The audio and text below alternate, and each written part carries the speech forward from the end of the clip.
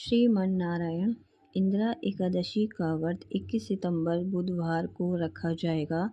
एकादशी की तिथि प्रारंभ 20 सितंबर रात 9:28 से 21 सितंबर रात 11:35 तक होगी।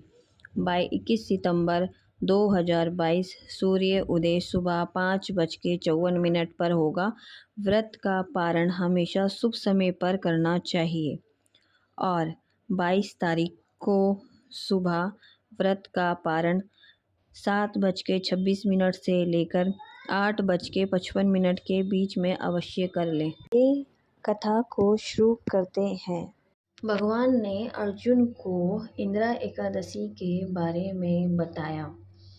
इस एकादशी का व्रत करने से सभी पाप नष्ट हो जाते हैं, नरक में गए पितृ का उद्धार हो जाता है। अर्जुन, इस एकादशी की कथा के श्रवण करने से मनुष्य को अनंत फल की प्राप्ति होती है। मैं यह कथा सुनाता हूँ, तुम ध्यान पूर्वक सुनो। सतयुग में इंद्रसेन नाम के प्रतापी राजा रहते थे।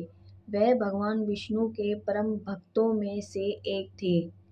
महेशमती राज्य के राजा होने के कारण उनके पास किसी भी चीज की कमी नहीं थी। कहते हैं कि एक दिन उनके राज्य में नारद मुनि का आगमन हुआ। राजा ने उनके अतिथि सत्कार किया और उनसे वहां आने का प्रयोजन बताते हुए कहा कि वह एक दिन यमलोक गए, जहां उन्होंने राजा के पिता को देखा। जिसके बाद राजा के पिता ने नारद जी को कुछ संदेश दिया। राजा के पिता ने बताया कि किसी कारणवश एकादशी का व्रत में उनसे कोई बाधा उत्पन्न हो गई थी, जिसके वजह से उन्होंने यमलोक में यमराज के पास ही समय व्यतीत करना पड़ा। नारद जी ने राजा से उनके पिता का संदेश बताते हुए कहा कि अगर आपसे संभव हो सके तो वह अपने पिता के लिए